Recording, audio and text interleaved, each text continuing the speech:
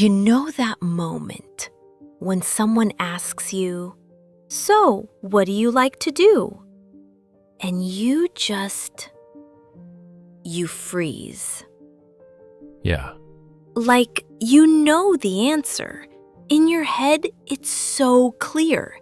You love hiking or cooking, or you've been obsessed with this TV show for months. But the words, the words just don't come. They disappear. Like, completely. And so you end up saying, "Oh, I don't know, nothing special." And you walk away feeling kind of small, like you didn't get to show who you really are. That's the thing, though. It's not that your English is bad. It's that talking about the things you love, the real stuff, the personal stuff, that's actually hard. Even for people who've been speaking English for years. Actually, I want to say that again because I really need you to hear it. Talking about your passions is one of the most personal things you can do in any language. Of course it feels scary. I mean, I still stumble over it sometimes. Someone asks me what I'm into, and I kind of just ramble. And I'm a native speaker, so... So if you've ever said, "Nothing special," when really there is something special, you've just never found the words for it in English, stay with us, because by the end of this episode, it's going to feel a lot lighter. I promise. Yeah, let's do this.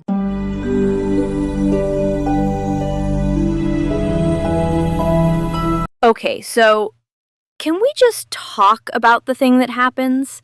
Like the actual thing? The blank face thing? Yes. You're talking to someone, maybe a colleague, maybe someone you just met, and they go, "So, what do you do in your free time?" And your brain just presents you with nothing, like an empty shelf. It's so weird because you probably have hobbies. You definitely do things on weekends. But in that moment, it's like, did I? Have I ever done anything? Exactly. And then you panic and you say something really vague like, "I like music." And they go, "Oh, cool. What kind?" And now you're even more stuck. Yeah, the follow-up question. That's the real trap. And here's what I want you to know. That's not a language problem. That is a confidence problem. A lot of people, even in their own language, don't have the habit of talking about themselves this way, especially if no one's asked them in a while. To be honest, I grew up kind of quiet. Not shy, just... I didn't talk about my hobbies much. So even in English, it took me a while to figure out how to, describe what I actually enjoy doing, in a way that sounds natural. That's such a good point. And I think there's also this other thing, this fear of sounding silly. Like, what if my hobby sounds boring to them? Oh, totally. You think, oh, they probably think hiking is boring, or they'll laugh if I say I collect something weird. But here's the secret. People don't care what your hobby is. They care that you're excited about it.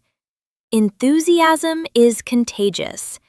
It's way more interesting to hear someone talk passionately about, I don't know, making candles, Sure, candles. than to hear someone give a totally flat answer about something impressive. Energy matters more than the topic. Yeah. I mean, I once talked to this guy at a party for 40 minutes about the history of fountain pens. And I don't even use fountain pens. I got pulled in because he was so into it. See? That's exactly it. Okay, Bob, story time. Because I know you have one. I do, yeah. This feels related to something that happened to you, right? The hobby conversation thing? Yeah, actually. So this was, I want to say maybe 5, 6 years ago. I was living abroad at the time, in a city where I didn't speak the language super well. And I joined this kind of informal running group, like people who met on Saturday mornings to run around the park. Oh, that's nice. It was nice, but I barely knew anyone. And after the run, everyone would sit down and have coffee. And I'd just sort of sit there, nodding, because my language skills weren't good enough to really join the conversation. That feeling. I know that feeling. And then one Saturday, this woman, her name was, I think, Clara. She sat next to me and she just went, in English, "So, what do you like, outside of running?" Oof, hot seat. Right? And I froze. Because in that moment, I couldn't think of a single interesting thing about myself. I was like, I work, I sleep, I run apparently, and that's it? That's my whole personality? Oh, Bob. And what came out was, I said, I kind of like cooking, sort of. You kind of like it? Sort of? I know. And she looked at me like, is that a question?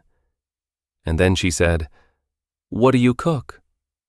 And suddenly I had to come up with an answer. And I ended up talking about this one dish I make. It's actually my grandmother's recipe, a kind of slow-cooked thing. And I started describing it. And then she got excited and started asking more questions. And then someone else joined, and You were suddenly in the conversation. yeah, for the first time in weeks. Because I found the one specific thing I could talk about with feeling. Did you catch that? He didn't need a perfect answer. He didn't need a long list of hobbies. He just needed one thing. One specific, real thing that he actually cared about. And that opened everything up. It turned out that was enough. I mean, more than enough, honestly. And that's what we want you to feel by the end of today. Not that you need 10 perfect answers, just one. One real one. Oh, and Clara and I ended up dating for 2 years. So, Bob, you buried the lead. I mean, the cooking story was relevant. If this sounds like you, if you've ever sat quietly in a room full of people wishing you could just find the words, hit like on this video. It really does help other learners find us. Okay, let's talk about the actual language now. Can I just go back to something you said a minute ago? Yeah, sure. You said, I kind of like cooking. Sort of. And I teased you about it, but honestly, that's such a natural way to sound in English. Oh, yeah, actually. Kind of and sort of. People use those all the time. All the time. They're not weak. They're human. Like, I sort of got into hiking after the pandemic sounds way more real than I enjoy hiking. Right. I enjoy hiking sounds like a resume. Exactly. So, kind of, sort of, a little bit, those make you sound natural. Use them. And then there's the other thing I did, which was I ended up just talking about one specific dish, not cooking as a whole concept. Yes, I ended up. Oh, that phrase. I love that phrase. It's a great one.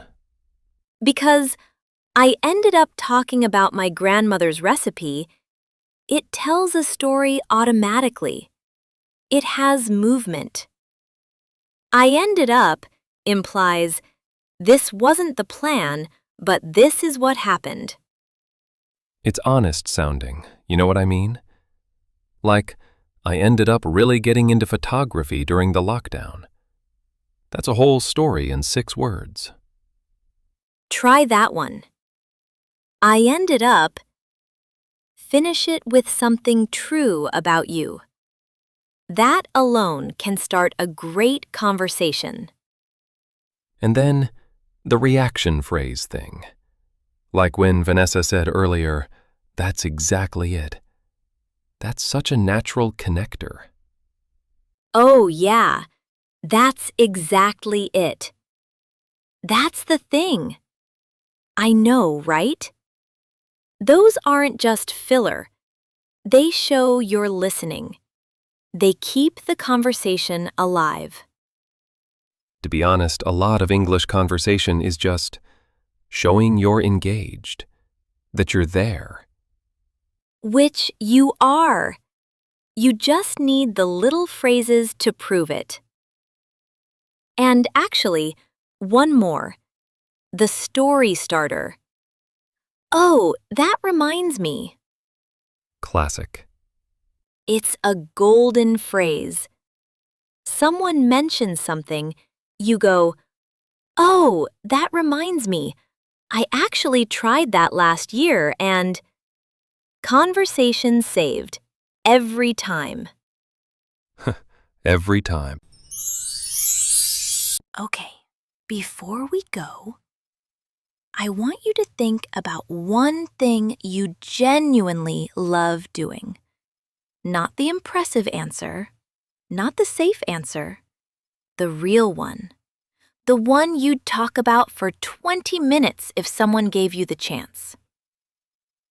And I want you to know that thing, it's interesting. Not because of what it is, because of how you feel about it. You've spent so much time worrying about whether your English is good enough. But the truth is, people want to hear from you. The real you.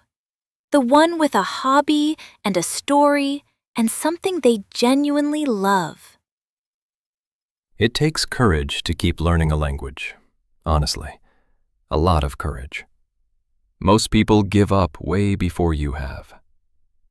You're still here, still listening, still trying, and that means something. You're doing better than you think. And you're in exactly the right place. All right, if you enjoyed this conversation today, hit like. It genuinely helps other learners find us and feel a little less alone in this. And subscribe if you want more conversations just like this one every week. And we have a question for you in the comments. Tell us, what's one thing you love doing? Doesn't have to be long, doesn't have to be perfect, just one real thing. We read every comment. We really do. And if you have a friend who's been afraid to speak English, share this episode with them. Maybe it's exactly what they need to hear today. Okay, we'll see you in the next one. Take care of yourselves. Bye for now.